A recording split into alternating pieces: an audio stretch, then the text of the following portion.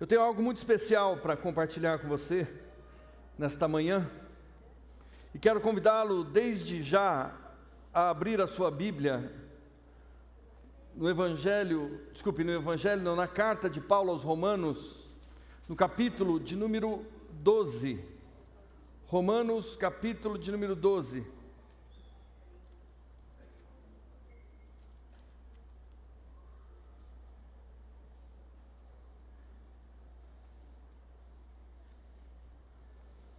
Romanos, capítulo de número 12.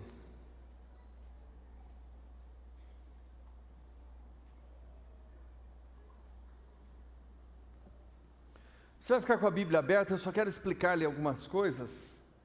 O tema desta mensagem é: a mudança começa em você. Repetindo, a mudança começa em você. Por que eu estou trabalhando ou trazendo-lhes esse tema nesses dias? Nós estamos vivendo dias em que o mundo clama por mudanças. Na semana passada tivemos mais uma edição das passeatas nas ruas das cidades.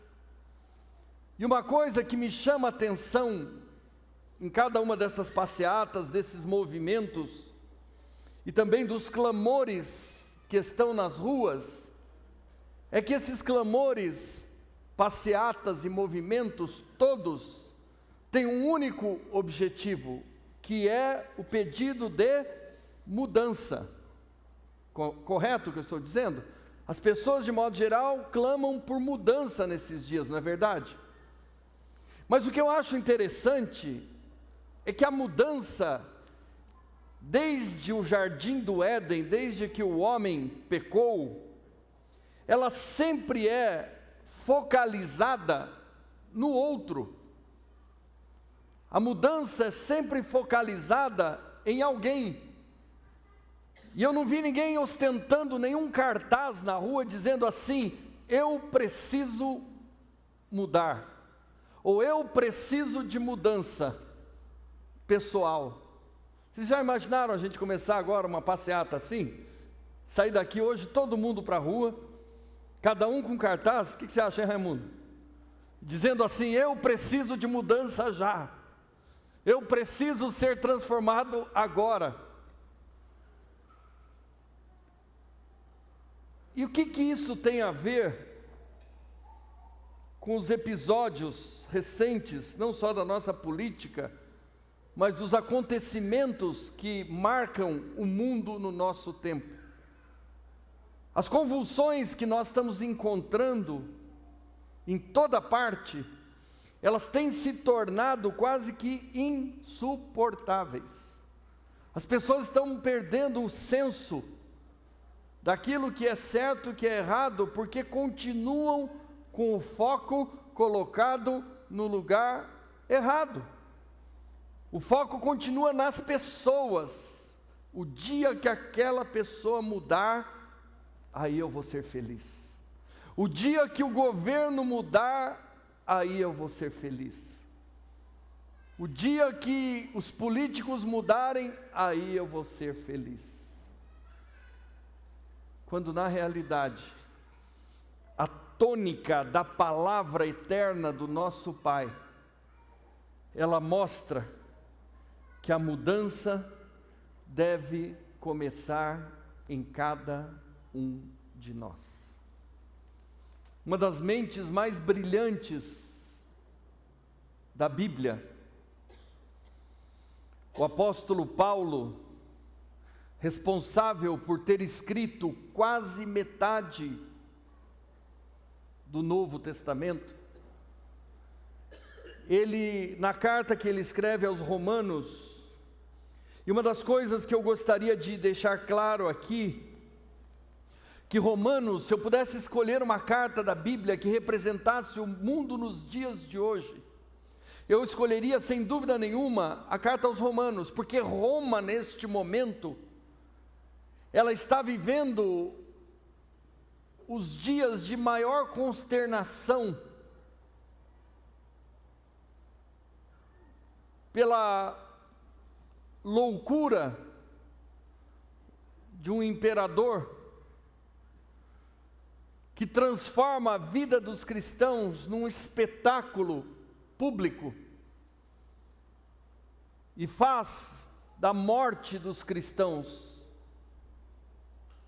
a grande atração dos seus circos e das suas manifestações de maldade, como tem ocorrido hoje em boa parte do mundo.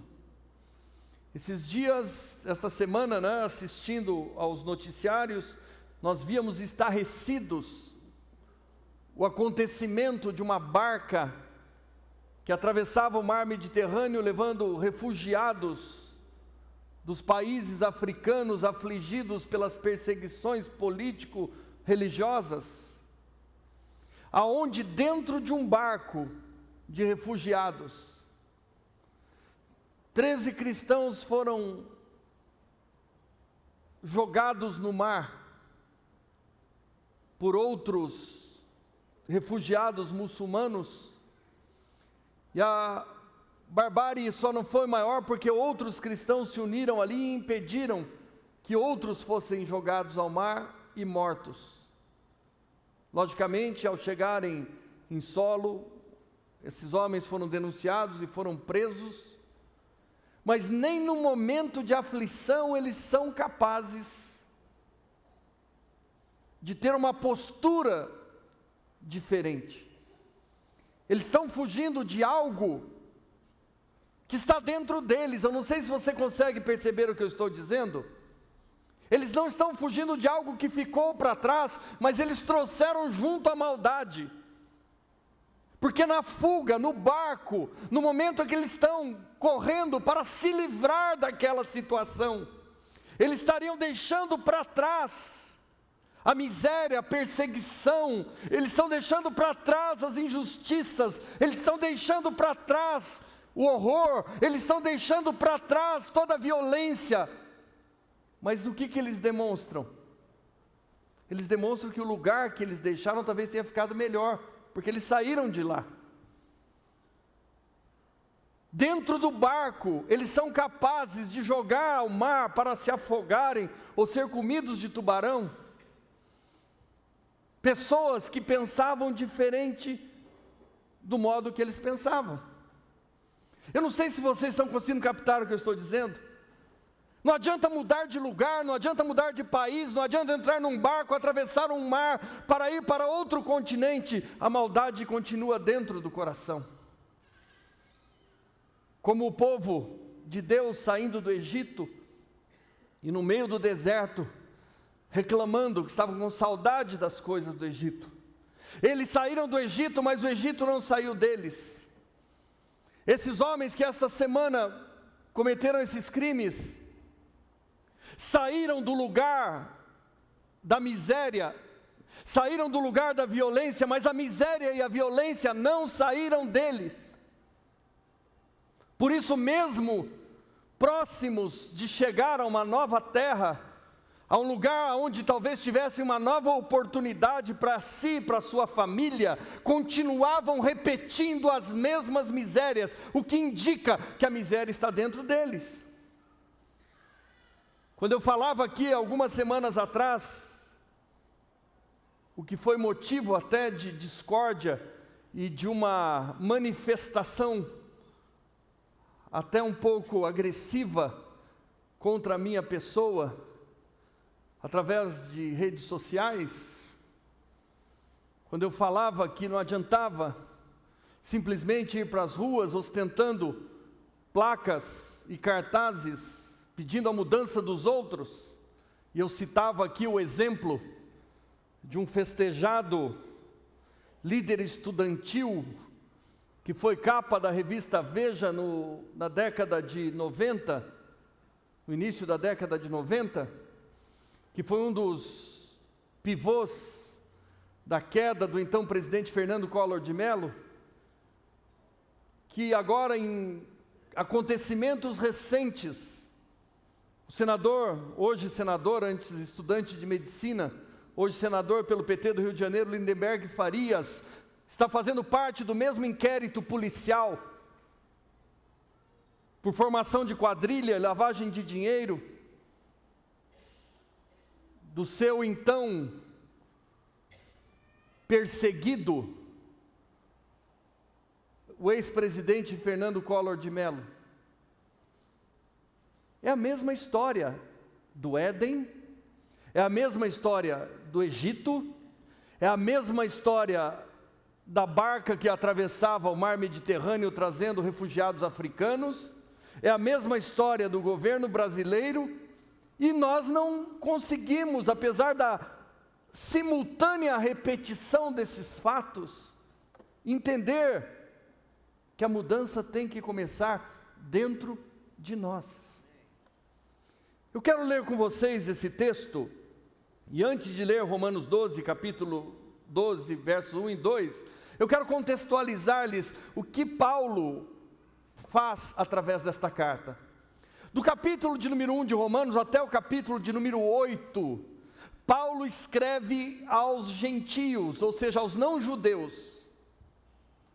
Ele escreve à igreja que era formada de pessoas que foram convertidas através da pregação do Evangelho de Cristo. E a partir do capítulo de número 9 até o capítulo de número 11, ele vira a tônica da sua mensagem. E ele começa agora a pregar aos judeus. Ele começa agora a pregar àqueles que eram prioritariamente o alvo das pregações de Jesus. Porque a Bíblia diz lá no Evangelho de João, capítulo de número 1, versos 12 e 13, que Jesus veio prioritariamente para os judeus, mas os judeus não o receberam. Mas a todos os que o receberam, ou seja, creram no seu nome, ele deu-lhes o poder de serem feitos filhos de Deus. Ou seja, os judeus não o receberam, pelo menos não a totalidade. Mas aqueles que o receberam, ou seja, cada um de nós, ele dá a oportunidade de serem transformados agora em filhos de Deus. E ele completa dizendo: filhos nascidos não da carne, nem do sangue, nem da vontade da carne, mas filhos nascidos de Deus. E só os filhos nascidos de Deus são capazes de deixar para trás as características do mundo sem Deus. Imagina você que eu sou nascido de Deus, mas preservo as duas naturezas. Como disse o próprio apóstolo Paulo, poderia uma pomba e uma víbora habitarem na mesma gaiola? Tem gente que defende essa tese. Tem gente que defende a tese que é possível, continua fazendo as mesmas maldades e servindo a Deus. Querendo fugir de uma situação, querendo deixar para trás um mundo, querendo deixar para trás uma história de terror, mas praticando o mesmo terror. No momento em que está prestes a ingressar numa nova vida, desliza na sua própria natureza. Imagina aqueles homens, eles saem de uma situação de miséria, de perseguição, de morte, entram num novo país, numa nova terra, numa nova esperança, e agora vão para a cadeia, e provavelmente vão passar o resto das suas vidas ali, porque não conseguiram entender que a mudança começava neles. O povo de Deus saiu do Egito em direção à terra prometida, o que, segundo historiadores, distava o equivalente a umas 2 semanas de caminhada. Mas eles demoraram 40 anos para entrar naquela terra. Por quê?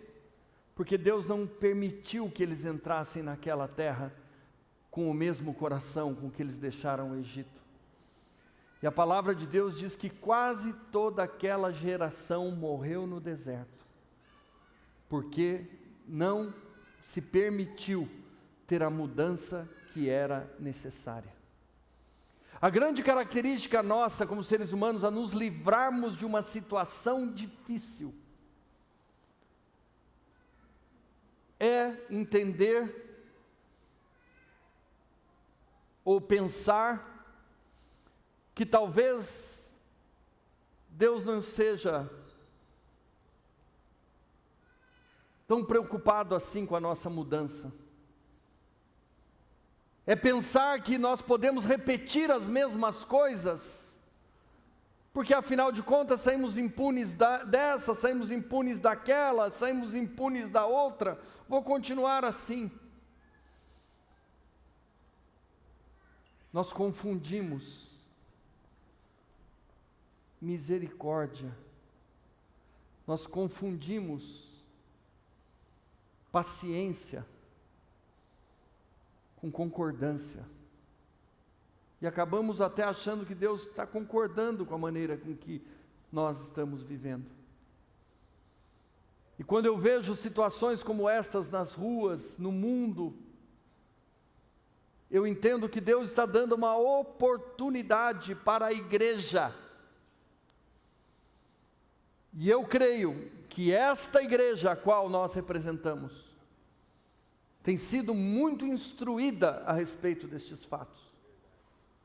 E nesta manhã eu quero ler com vocês esse texto que diz assim: rogo-vos, pois, irmãos. Olha a abordagem de Paulo em Romanos 12.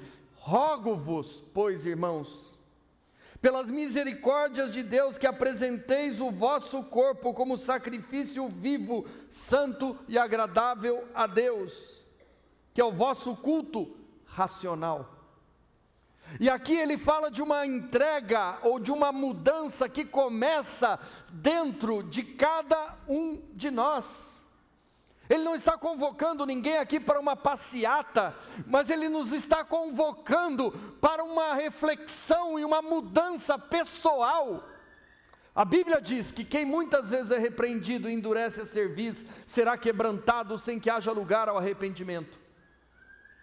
Nós, como pastores do rebanho de Deus, muitas vezes repreendemos pessoas, mas não no sentido de expô-las, de humilhá-las. Muitas vezes Deus está nos repreendendo através da pregação, através da palavra, e eu quero alertá-los e lembrá-los que a palavra sempre chega primeiro para mim, então eu não sou melhor do que nenhum de vocês, pelo contrário, eu sou o primeiro a ser admoestado pelo Senhor. E nós muitas vezes permanecemos num padrão de conduta que impede o mover de Deus na nossa vida. Nós queremos mudança, mas não entendemos que a mudança deve começar no nosso coração. Quantas coisas você gostaria de ver mudadas no mundo? Quantas coisas você gostaria de ver mudadas à sua volta? O Senhor diz: seja você o agente desta mudança. A maior arma de Satanás, a maior arma nas mãos do nosso inimigo é nos convencer de que o problema está com o outro. Ele impede duas coisas. Em primeiro lugar, ele impede-nos de mudar, de reconhecer os nossos erros e de arrependidos nos quebrantarmos na presença de Deus. E a segunda coisa que ele impede é que vivamos em comunhão. Sabe por quê? Porque está escrito que aonde há comunhão, o Senhor ordena a bênção e a vida para sempre. Às vezes não temos bênção e não temos a vida que o Senhor gostaria que tivéssemos, porque nós estamos convencidos que o outro precisa mudar. E aí nós vamos para as ruas, e aí nós ostentamos cartazes invisíveis que carregamos durante a nossa existência. E a mulher dizendo: o dia que o meu marido mudar, minha vida vai ser o céu. O dia que a minha mulher mudar, a minha vida vai ser o céu. O dia que os meus filhos se converterem, a minha vida vai ser o céu. O dia que os meus parentes mudarem, minha vida vai ser o céu. O dia que os meus pais mudarem, minha vida vai ser o céu. Mas não é o que a palavra diz. Isso é o que o mundo diz. Eu sou de uma época, quando eu era criancinha pequena lá em Barbacena, que tudo era culpa do governo. Eu lembro que tudo era culpa do governo. Qualquer problema que tinha, não, o problema é o governo. O sujeito era miserável, era pego roubando, a culpa é do governo. O sujeito estava largando a mulher, destruindo a família, a culpa é do governo. Isso foi arraigado na cultura do ser humano a partir do Éden. Só para você ter uma ideia, Adão teve a cara de pau de colocar a culpa em Deus depois dele ser em pecado. Sabe que a coisa vai subindo, né? Uma hora eles vão achar o responsável, e começou em Eva. Eva colocou a culpa em quem? Na cobra. Daí Deus vai a Adão. Adão pôs a culpa em quem? Em Deus. Ele falou, foi a mulher que o Senhor me deu. O Senhor tinha que escolher melhor a mulher que o Senhor dá para mim, viu? Fica dando aí qualquer coisa para mim, ó, o que deu? Agora eu vou pagar o pato. Ele não colocou a culpa em Eva. Ele colocou a culpa em Deus. Foi a mulher que o Senhor me deu. E eu quero esclarecer as coisas, porque eu gosto das coisas certas, disse Adão. É bom lembrar que aquele dia eu estava dormindo ainda, quando o Senhor trouxe essa mulher, que senão eu tivesse visto, eu tinha até talvez escolhido melhor que o Senhor. Esse é o bom e velho ser humano. Mas eu creio que tem chegado dias de mudança. E aliás, deixa eu ficar até aqui na frente. Desculpa que eu estou com a camisa fora da calça, sei que eu esqueci de pôr cinto hoje. Eu saí de casa e esqueci. Foi a mulher que o Senhor me deu. Está moderno, né, João? Põe tudo para fora, né? Ela falou, põe para fora as coisas, eu pus a camisa. Gente, eu creio que Deus tem sido tão bom conosco. Deus tem dado tanta chance, tanta oportunidade. Eu creio que está na hora da gente começar a corresponder para Deus. E eu tenho uma mensagem, isso aqui que eu estou falando aqui é só a introdução. Eu tenho uma mensagem para o seu coração hoje que pode mudar a sua vida. E eu quero que você agarre com as duas mãos o que Deus tem para te dar nesta manhã, o que Ele tem para nos dar. E olha o que Paulo diz aqui. Rogo-vos, pois, irmãos, pelas misericórdias de Deus, que apresenteis o vosso corpo como sacrifício vivo. Que a gente está doido para oferecer o corpo dos outros, não é verdade? De preferência ainda jogar na fogueira, se for possível. Mas ele fala, é o vosso próprio corpo. A questão está com você, a questão está com a sua vida, a questão está com a sua casa. Você não tem o poder de adentrar ao Palácio do Planalto, pegar aquela senhora que ali despacha e lançar sobre uma fogueira. Mas você tem o poder de pegar a sua vida e chegar aos pés da cruz de Cristo e falar, é aqui que eu tenho que estar. E eu quero desafiá-los hoje a uma reflexão. O que incomoda a sua vida? O que tem frustrado você e tem trazido a você sentimentos ruins em relação a outras pessoas? Tem gente que parece que foi batizado na água com limão, né? Vive com a cara azeda. Por quê? Porque continuamos muitas vezes debaixo da acusação de Satanás ou da opressão maligna, que o problema está com outro. O dia que eu me livrar desse, minha vida vai ser... Já até comprei uma caixa de rojão, está lá, eu vou soltar rojão porque vai ser uma maravilha a minha vida. E o apóstolo Paulo desmonta isso. Se você pega Romanos, do capítulo de número 1 até o capítulo de número 8, Deus está falando com os gentios, que não são judeus. Do 8, ou do 9 até o capítulo 11, Deus está falando com os judeus. E agora do 12 em diante, Ele está falando da forma que os dois devem viver.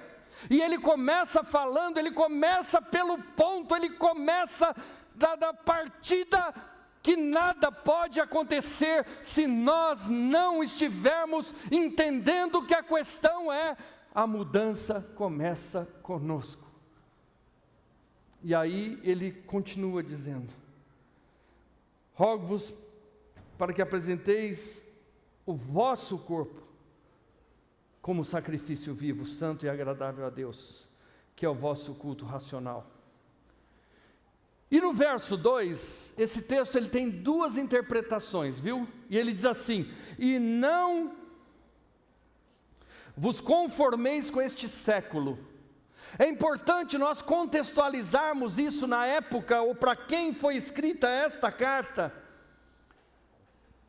porque muitos dizem e pregam que Paulo está fazendo aqui uma referência à forma que o mundo vive, e não é verdadeira esta afirmação. Ele está se referindo aqui a dois públicos. Já que esta carta, de 1 ao 8, foi escrita aos gentios, e aí se faz verdadeira a declaração que ele está comparando a nova vida, a vida velha no mundo, sem Deus. Mas ele está se referindo também ao público de Romanos 9, ao verso 12, que são os religiosos, aonde nós nos enquadramos. Porque nós corremos um risco enorme de ter saído de uma prática mundana, diabólica, pecaminosa e ter transferido esta prática para a prática religiosa. É o camarada que atravessa o mar, mas continua jogando gente para os tubarões. É a história dos africanos que estão indo para uma nova terra, para uma nova vida, mas continuam matando seus inimigos, que continuam odiando seus irmãos, que continuam trazendo no seu coração a mesma maldade e a mesma perversidade que foi a grande marca da sua vida antes de conhecer ao Senhor. Vocês estão entendendo o que eu estou falando? Paulo está escrevendo a esses dois públicos, ao público que estava na terra, vivendo o inferno, e agora está dentro de um barco, e podemos comparar este barco à igreja, mas a perversidade continua presente. E eu começo agora a jogar irmãos no mar, irmãos para os tubarões comerem, porque eles não pensam igual a mim, porque eles não têm a mesma convicção que eu tenho. E aqui continua. E ele diz no verso, ainda nesse verso: e não vos conformeis com este século, mas transformai-vos pela renovação da vossa mente, para que experimenteis qual seja a boa, agradável e perfeita vontade de Deus. Deixa eu falar uma coisa para vocês. A grande maioria de nós, talvez a totalidade, ainda não conhece qual seja a boa, agradável e perfeita vontade de Deus para a nossa vida. Por isso continuamos vivendo assim. Mas eu tenho hoje um exemplo maravilhoso. Quando Deus trouxe a mim essas ideias, sabe quando nasceu essa pregação? Sabe quando nasceu este tema? Quando eu estava assistindo o noticiário, quando eu estava vendo televisão. Ah, pastor, achei que era quando o senhor estava jejuando, orando, lendo a Bíblia de madrugada. Isso é pecado, hein, pastor? Se inspirar na televisão para pregar na igreja, isso é pecado. Muitos cristãos não são contextualizados com os dias de hoje e não se comovem com a desgraça alheia. O que tem esses caras morrer lá? Tem muito africano, morreu um pouco. Mas Deus está mostrando, essa é a natureza de vocês. E é importante nós sabermos o que está acontecendo no mundo. Eu tenho estado com as antenas ligadas nos satélites para saber o que está acontecendo no mundo. Eu não sei se vocês sabem, semana passada, no domingo, saiu na revista Veja, que os judeus estão voltando para Israel. Vocês sabiam disso? Os judeus que estavam espalhados pela Europa, estão retornando a Israel. Sabe o que isso significa? É um dos sinais preconizados pela palavra de Deus e pelos estudiosos da volta de Cristo, que nos últimos dias, o povo de Deus, aquele que prioritariamente ganhou esse nome de povo de Deus, que eram os judeus, seriam novamente reunidos. E isso é um fato histórico que está começando a acontecer. Os judeus estão retornando a Israel. Mas o que eu tenho a ver com o judeu? O que eu tenho a ver com Israel? Espero que você tenha alguma coisa a ver com a volta de Cristo. Então nós temos que estar atentos. E quando eu vi aquele noticiário na televisão, e vi uma vez, vi duas vezes, vi três vezes, eu falei, eu já ouvi essa história em algum lugar. Conheço essa história. E eu me lembrei da Bíblia. E quando eu fui buscar na Bíblia alguém que pudesse ilustrar o sentimento do meu coração, sentimento este trazido por Deus, eu escolhi uma figura para compartilhar com vocês. E eu quero convidá-los aqui a ler junto comigo 2 Reis, capítulo de número 2, verso de número 9. 2 Reis 2, 9, lá no Velho Testamento.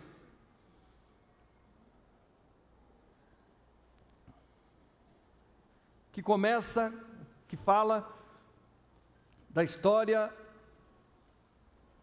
de Elias e Eliseu.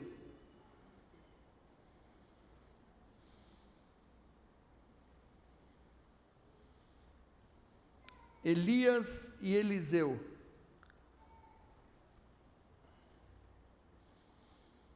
Qual é o subtítulo aí na sua Bíblia? Elias é levado ao...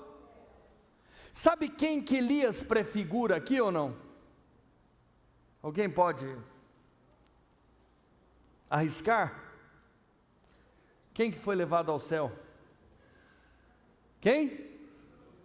Jesus. Elias é levado ao céu. E logicamente eu não quero comparar Elias com Jesus, porque Elias era um homem de uma fragilidade emocional tremenda, talvez muito parecido com muitos de nós. Elias era um homem quase que bipolar. Ao mesmo tempo que ele estava fazendo sinais, prodígios e maravilhas no nome do Senhor, ele estava se escondendo numa caverna com medo de uma mulher que estava querendo matar ele. Ao mesmo tempo que ele estava animadíssimo, se apresentando como solução para o mundo aos seus dias, ele estava murmurando porque Deus não fazia as coisas do jeito que ele queria. Mas o que importa é que ele foi levado para os céus, o que importa é que ele de verdade aqui simboliza a figura de Jesus. E a boa notícia que eu trago para vocês aqui neste dia, e este é o tema principal da nossa ministração, é que Elias encontrou quem o sucedesse. Elias encontrou uma pessoa desafiada. E se Elias representa Jesus, Eliseu representa você. Você pode dizer isso para a pessoa que está ao seu lado? Eliseu representa você.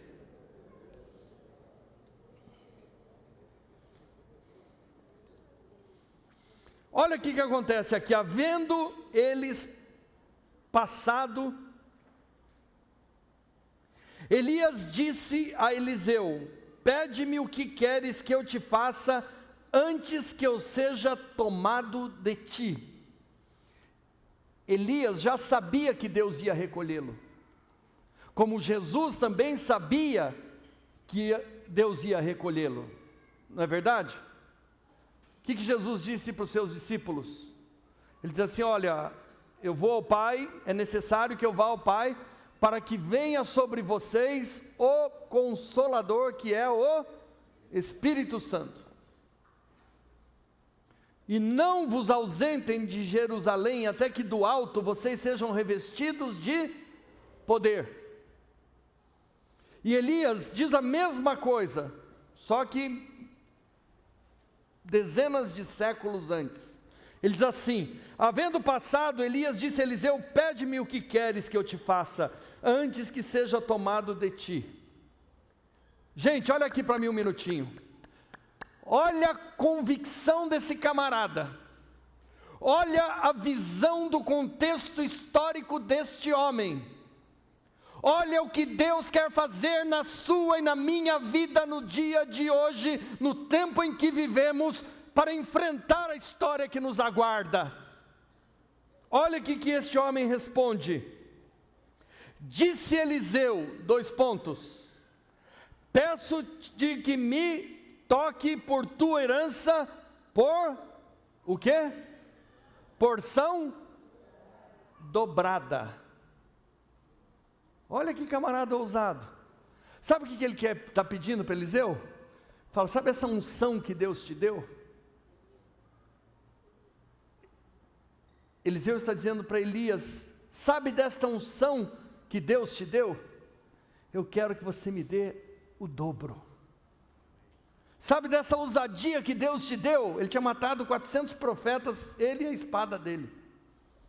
Eu quero o dobro. Sabe os milagres que você fez?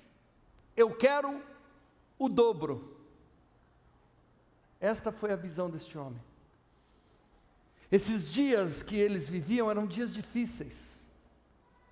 O rei de Israel tinha acabado de ser assassinado. Um novo rei entrava no seu lugar, o filho do que foi assassinado. E o filho de Acabe, que se chamava Jorão, era ruim, não como o pai, porque o pai era, como dizem os franceses, au concours, era acima da média, junto com a mãe ainda, que era uma víbora, mas o menino era ruim também. Então Eliseu sabia que viriam dias difíceis pela frente. Eliseu sabia que as coisas não seriam fáceis. Então o que ele pede? Parece o mineiro que encontrou a lâmpada de Aladim, né? Que vai, esfrega a lâmpada, sai o gênio, ele pede um queijo. Depois tem outra oportunidade que ele faz, pede outro queijo. Depois o resto da história você conhece. Às vezes a gente não sabe o que pedir para Deus, gente. A gente está tão enfadado com aquilo que pede, com aquilo que tem, com aquilo que não tem, que queria ter, e não consegue ver o contexto em que estamos vivendo para nos apresentarmos como sacrifício vivo, ou nos apresentarmos como resposta para este mundo, ou para entender que a mudança tem que começar em nós. Sabe qual foi o camarada que mais chamou a atenção de Deus nesse negócio de pedir as coisas? Quem foi? Salomão. Porque o camarada não falou assim, ó, sabe aquele dinheiro que meu pai tem na poupança, na aplicação, na bolsa de valores? Eu quero 10 vezes mais. Meu pai era o homem mais rico do mundo, eu quero ser mais rico que meu pai. Cristãos vivem assim nesses dias. Foi a lista dos cristãos de pedido. Só materiais. Só dinheiro. Só carro. O cara está em dúvida ainda de que carro que vai pedir, porque parece que vai ter uns lançamentos novos. O senhor pode aguardar até o mês que vem, senhor? Eu ouvi dizer que vai ter um lançamento novo aí. Você pode dizer assim comigo? Misericórdia. E esse camarada, ele entendia o contexto que ele estava vivendo, ele estava plugado nos acontecimentos do mundo, ele estava ligado nas realidades da sua vizinhança, da sua nação, do seu país. E ele pede para o profeta, ele falou, eu quero o dobro da tua unção, porque eu sei que os dias que vêm pela frente serão dias difíceis. E olha o que diz a palavra de Deus aqui em seguida. Eu peço porção dobrada de quê? Da tua riqueza. Eu quero porção dobrada da tua fama. Eu peço porção dobrada do quê? Do teu Espírito.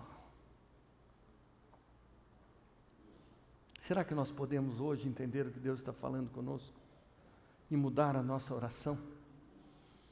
E quem sabe agora eu e você começarmos a pedir para Jesus: Jesus, eu quero porção dobrada do teu Espírito.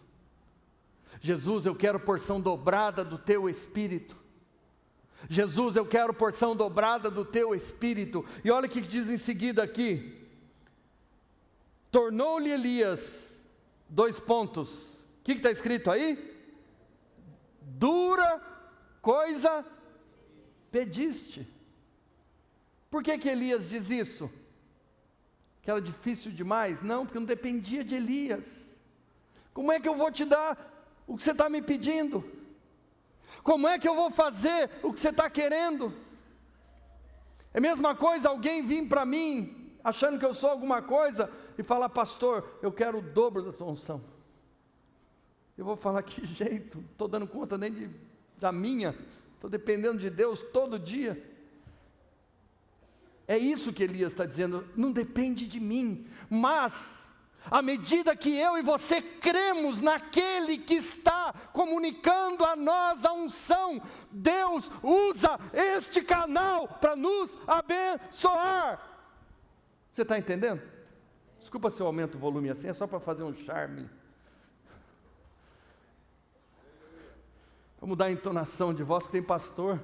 Tinha um pastor que chegou uma reclamação para ele, que as pessoas compravam os CDs dele na livraria, e colocava o CD para ouvir a mensagem e dormia no meio da mensagem. Daí ele falou: isso é uma calúnia, isso é uma... Daí ele falou: dá um CD aqui, eu vou ouvir, vou provar para vocês. Ele pôs o CD lá no rádio e dormiu no meio. Sabe aqueles caras uníssonos, começa, termina igualzinho. Parece eletrocardiograma de morto. Você já viu o eletrocardiograma de morto ou não? É risco, é reto. Não tem aquele sobe e desce, é retinho. A Bíblia diz: crede em Deus, estareis seguros. Crede nos profetas e prosperareis. É Deus quem estabelece profetas. E eu tenho trazido para você uma profecia de Deus nesse dia. E eu quero que você creia. Deus tem uma revolução a realizar através da sua vida, e você tem que se apresentar diante dele como este sacrifício vivo. Dizer: Senhor, começa em mim, começa comigo. Eu desisto de pôr a culpa nos outros, eu desisto de viver de cara feia, eu desisto de achar que está todo mundo errado, só eu estou certo. Crede em Deus, estareis seguros. Crede nos profetas e prosperareis. Eliseu fez o quê? Creu no profeta. E porque ele creu no profeta, sabe o que Deus fez com ele? Atendeu o pedido dele. Olha o que está escrito aqui na sequência. Tornou-lhe Elias e disse: dura coisa me pedes, todavia, se me vires quando eu for tomado de ti, assim te fará. Porém, se não me vires, não se fará. Indo eles andando e falando, eis que um carro de fogo com cavalos de fogo os separou um do outro, e Elias subiu ao céu num redemoinho. O que vendo Eliseu, clamou: meu pai, carros de Israel e seus cavaleiros. E nunca mais o viu. E tomando as suas vestes, rasgou-as em 2 partes, e então levantando o manto de Elias, que Elias deixara cair, e voltando-se, pôs-se à borda do rio Jordão, e tomou o manto de Elias, que Elias deixara cair, e feriu as águas, e disse: aonde está o Senhor, Deus de Elias? E quando feriu as águas, elas se dividiram para um e para o outro lado, e Eliseu passou. Olha o que acontece. Quando este moço entende que a unção que havia no profeta era também para a vida dele. Quando a igreja entende que a unção que havia em Jesus também era para a vida de cada um de nós. E olha a semelhança.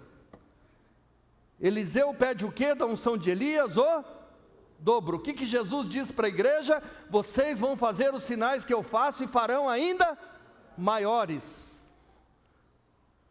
Você está vendo a semelhança?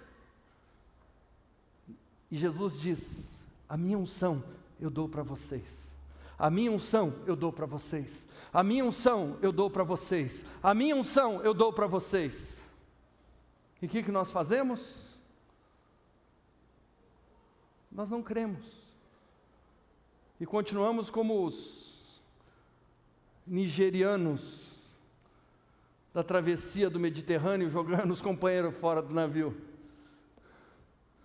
Porque não tomamos posse daquilo que nós somos. A mudança começa em nós.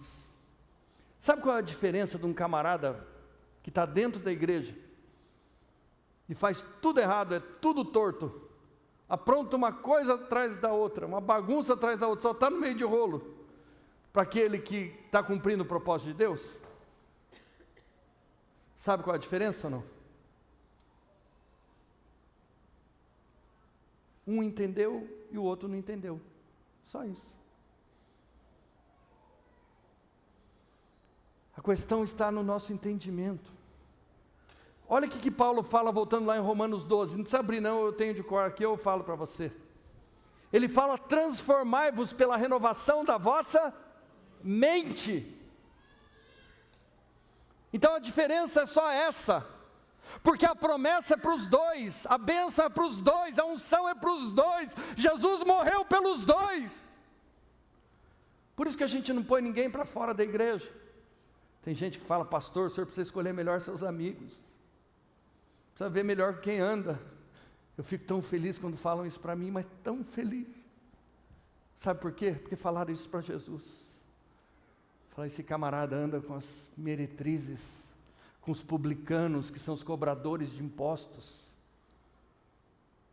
Ele anda com gente que não presta. Só que quando essa gente que não presta anda com Jesus, eles são transformados em seus discípulos, em seus apóstolos. E o resto da turma da bondade, os crentes imaculados, não anda com essa gente não, Jesus, eles não prestam. Vamos jogar eles para fora do barco. Vamos matar eles. Manda eles embora, Jesus, enquanto dá tempo. Porque não entenderam também a história do pai do filho pródigo. O filho que estava fora estava perdido, e o que estava dentro estava mais perdido ainda. E o pai no meio sofrendo por causa dos dois. Vocês estão me entendendo? Obrigado, Leandrão, pela força. É isso que nós precisamos entender. Nós temos que nos oferecer. Começa em mim esta mudança. E olha o que acontece com Elias, eu vou finalizar já. Ele diz assim: rasgou em duas partes a veste a capa, a sua roupa, e pega a capa que Elias deixou cair, e bate no rio Jordão, e o rio Jordão se abre, e ele passa para o outro lado. E olha o que acontece depois. Os homens da cidade, quando ele atravessa o rio Jordão, ele chega do outro lado, os homens da cidade disseram a Eliseu: eis que é bem situada esta cidade. Como quem diz aqui no dia de hoje: esse país é bom. Como vê o meu Senhor, porém as águas são más, e a terra é o quê? Estéril. As águas são más e a terra é estéril. Eles trouxeram a ele o quê? Um problema, uma dificuldade, uma luta. E o que Eliseu falou? Olha, eu conheço um biólogo bom que vai fazer uma análise dessa água e vai resolvê-la. Não, eu conheço ali um engenheiro agrônomo bom que vai regular o pH da terra e a terra vai passar a produzir. Foi isso que ele falou ou não? Ele falou assim, não, vamos fazer uma passeata e vamos trocar o governo. Que afinal de contas o problema das águas é problema do governo e problema da terra também. Foi isso que ele falou? Olha o que ele falou. Trazei-me um prato novo e ponde nele sal. Qual é a solução para a terra? É o sal. E que Evangelho de João, capítulo de número 2, verso 11 diz? Vós sois o sal da terra. O problema desta terra continua sendo falta de sal. Enquanto eu e você, nós não nos transformamos em sal,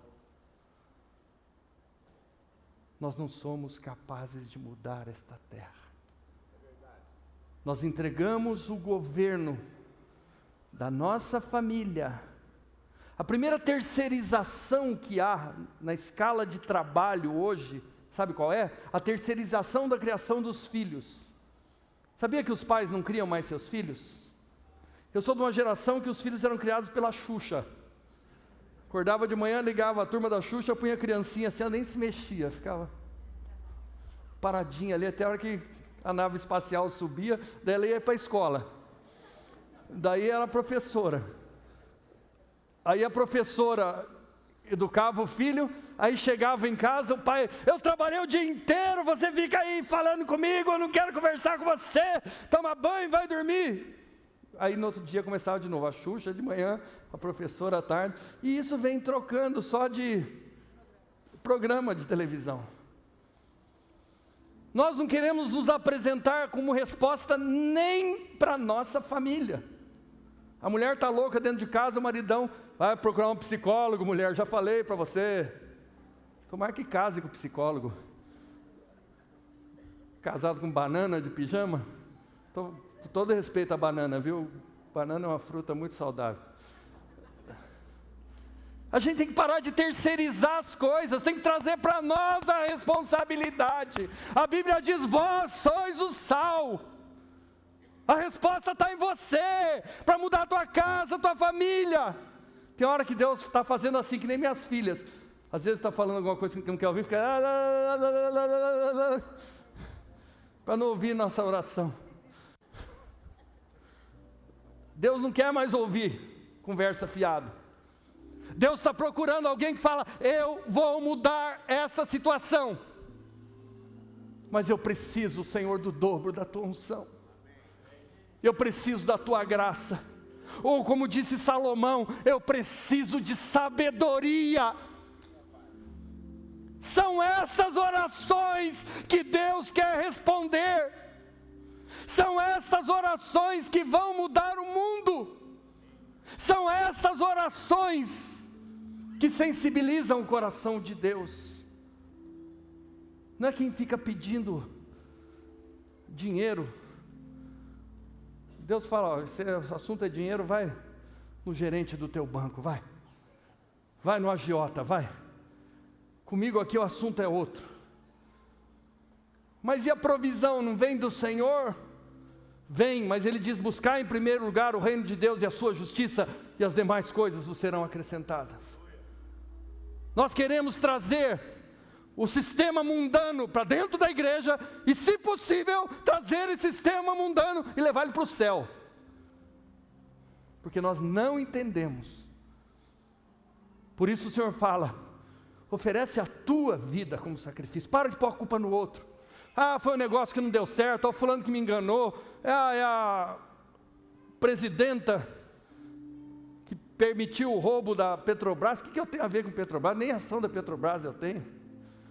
É lógico que está errado o que estão fazendo, mas estão fazendo coisa errada é porque nós não sabemos votar, é porque nós não oramos por esta nação, é porque nós não levantamos pessoas sérias.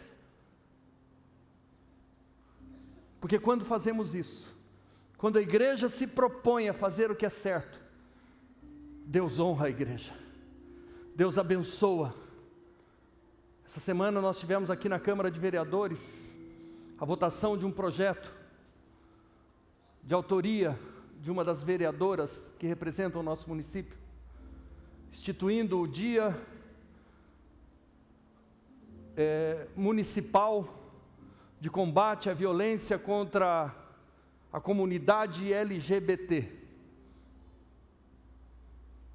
Para quem não sabe, LGBT é a sigla para lésbicas, gays, bissexuais e transexuais.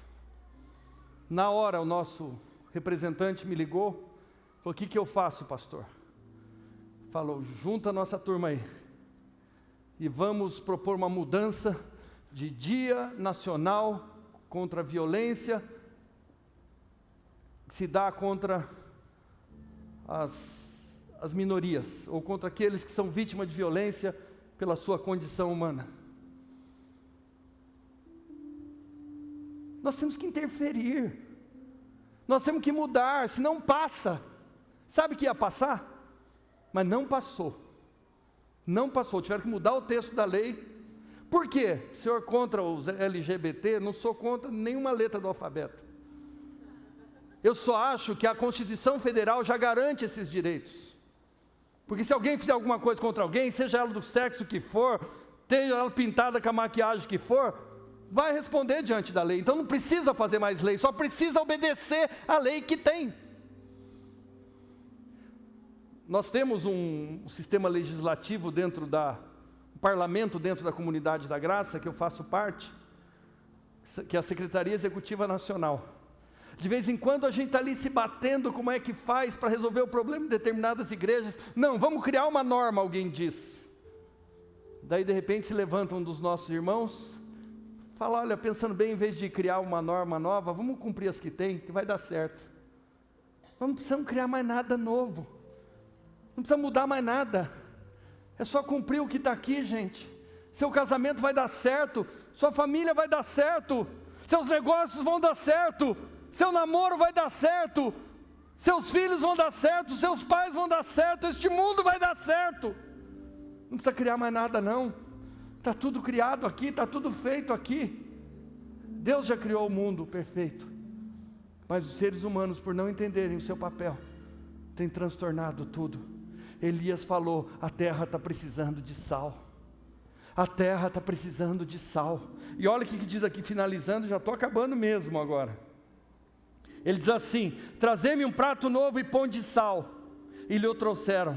Então ele saiu e ao manancial das águas deitou o sal nele e disse: assim diz o Senhor, tornai saudáveis estas águas, e já não procederá daí morte, nem esterilidade. E ficaram, pois, o quê? Saudáveis aquelas águas até o dia de hoje, segundo a palavra que Eliseu tinha dito. Deus quer curar hoje as nossas vidas. Deus quer hoje tornar saudável a sua família, a sua casa. Tem muita gente louca, tem muita gente sem direção, muita gente perdida, muita gente desesperada, muita gente sem provisão, muita gente onde a água se tornou amarga e a terra se tornou estéril. Água amarga mata a planta, terra estéril não produz nada, e tem família que hoje não produz nada senão dor e aflição. Mas nesta manhã Deus quer jogar sal sobre a nossa vida, conforme diz o profeta. E eu quero orar por vocês, em nome de Jesus. Em nome de Jesus. Esses dias, um dos nossos irmãos estava chorando por causa de um drama que a sua família está vivendo. E eu falei: amigão, para de chorar, chegou a hora de você se posicionar. Seja sal dentro da sua casa. Foi para isso que Deus salvou você, foi para isso que Deus preparou você. Não é o fim da sua família. Como nós pregamos aqui na semana passada, eu preguei de manhã aqui, à noite lá em Rolândia.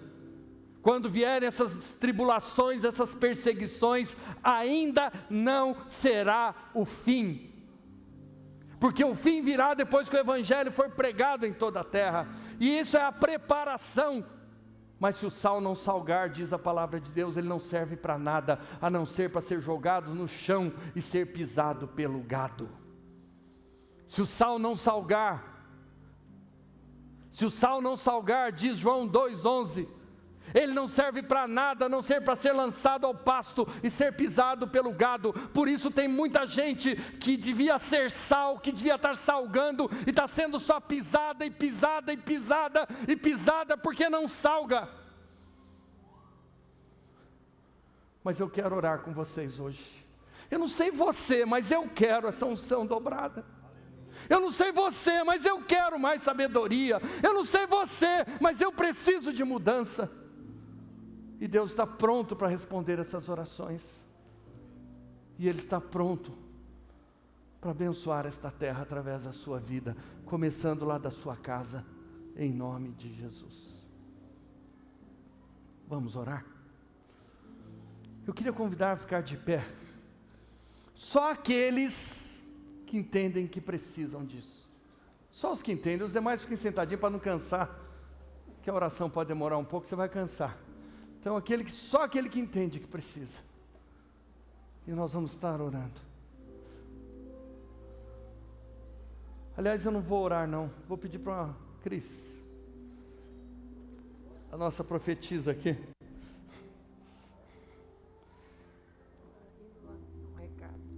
Essa mulher me ajuda muito, viu gente? Todo dia, a enxergar muitas dessas coisas. E eu queria que ela orasse por nós, e orasse por mim também. Queria orar por mim também. Então vamos orar por todo mundo. Vamos orar então. Eu preciso de mudança. Eu preciso de mudança. Eu queria que você colocasse a sua vida agora diante do Senhor e fosse muito transparente com Deus, sabe por quê? Porque a gente coloca máscara. A gente coloca máscara diante de Deus, diante das pessoas, né? A gente mostra que está tudo bem, mas não está tudo bem. Nós temos barreiras uns com os outros, nós temos sentimentos guardados no nosso coração, sabe? E quando as lutas vêm, elas vêm para fazer a gente checar o que está no nosso coração, como a gente tem agido diante das pessoas, dentro da nossa casa. Ontem eu conversava com uma amiga, e ela falou assim que a filha dela derrubou um espelho muito bonito dentro do quarto, e que ela tinham ganhado. Ela disse que na hora que o espelho caiu, a tendência dela assim era ia dar uma bronca na filha, porque derrubou o espelho. Mas na hora ela parou e pensou, e não falou nada. E ela estranhou até a forma como ela reagiu, né, com essa filha. E a filha, na hora, ficou nervosa, que ela falou assim, que chegou até a querer vomitar, né? Porque às vezes a gente é assim. A gente, sem querer, a gente cobra muito das pessoas, né? O grau de cobrança é tão grande para as pessoas, para nós é pequeno.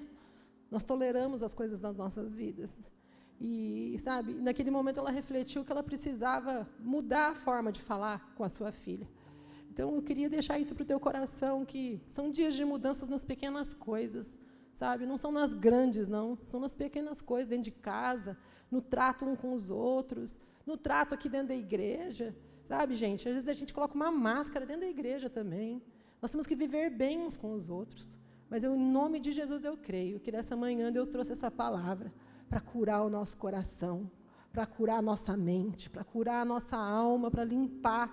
Então, abra agora a sua mente, abre o seu coração, eu quero orar junto com você, eu preciso dessa oração. Senhor, eu quero te louvar, meu Pai, te louvar porque a Tua palavra ela é viva, porque a Tua palavra, Pai, ela é eficaz, porque a Tua palavra ela não volta vazia, meu Pai. E nesta manhã o Senhor trouxe essa palavra para nos curar, meu Senhor. Senhor, vem curar, Pai, corações feridos aqui, pessoas que não conseguem, Pai, mudar de atitude, pessoas que não conseguem, Pai, mudar, Pai, a maneira de pensar, de agir uns com os outros. Senhor, em nome do Senhor Jesus, Senhor, eu sei que o Senhor tem tanta tolerância conosco, Pai, mas hoje, Senhor, quebranta o nosso coração para que a cura entre, para que a cura flua nos nossos corações, Senhor. Gera, Senhor, este sentimento de arrependimento. Senhor, nós nos arrependemos da maneira que agimos, nós nos arrependemos, Senhor, da maneira como nós temos ouvido a Tua palavra, Senhor, e obedecido ela. Senhor, em nome de Jesus, nós temos recebido ouro aqui, Pai. Nós temos recebido, Senhor, pérolas. Nós temos recebido, Pai, um alimento puro que tem vindo do alto para as nossas vidas.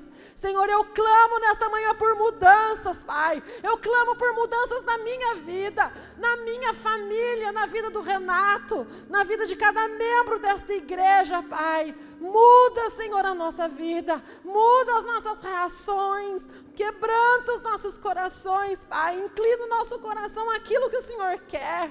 Em nome do Senhor, tira toda a dureza, tira todas as barreiras que nós criamos uns com os outros, uns pelos outros. Em nome do Senhor Jesus, Pai, que nessa manhã haja liberação de perdão, que haja liberação, Pai, de vidas aqui dentro, vidas que estão presas por causa de sentimentos, vidas que estão presas por causa de coisas que não conseguem digerir, de coisas que não conseguem relevar, de coisas que não conseguem perdoar, mas nesta manhã, Pai, vem com o Teu poder sobre nós. Senhor, perdoa os nossos pecados, perdoa as nossas falhas, perdoa a nossa presunção, perdoa a nossa falta de misericórdia, perdoa, Senhor, em nome de Jesus, todos os sentimentos, Pai, que muitas vezes te enojam, Pai, que nós muitas vezes passamos a mão, continuamos adulando, mas em nome de Jesus hoje, limpa a nossa mente, que a nossa mente seja uma mente limpa para receber as Tuas verdades,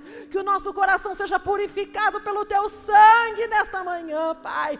Senhor, para que o Teu Espírito venha fluir livremente. Senhor, não vem vinho novo em odre velho. Não vem, Pai, porção nova do Teu Espírito sobre nós, se o nosso coração estiver entulhado. Senhor, limpa o nosso coração, Pai. Nós desejamos esta unção, nós desejamos a unção, Pai, da vida de Elias. Nós queremos, Senhor, unção redobrada, como Eliseu pediu. Nós queremos, Pai, nós queremos coisas espirituais, nós queremos coisas eternas, porque nós sabemos, se nós tivermos estas coisas, Pai, as naturais, Senhor, elas virão. Senhor, em nome de Jesus, faz isso conosco, faz isso nesta igreja, Pai. Nós estamos vivendo dias do fim, dias, Senhor, que o Senhor tem mostrado sinais para nós, mas muitas vezes nós não mudamos, continuamos correndo atrás do nada, continuamos correndo atrás de coisas, corremos atrás do dinheiro, correndo atrás de coisas que não vão encher, que não vão preencher, Pai.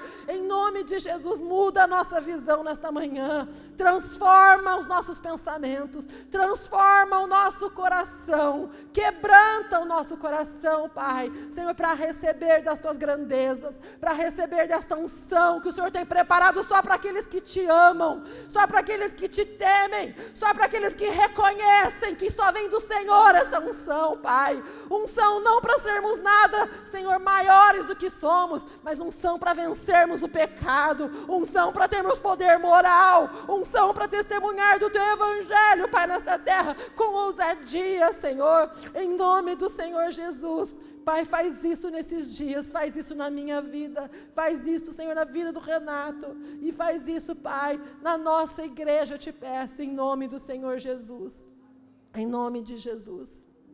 Amém. Amém. Pode.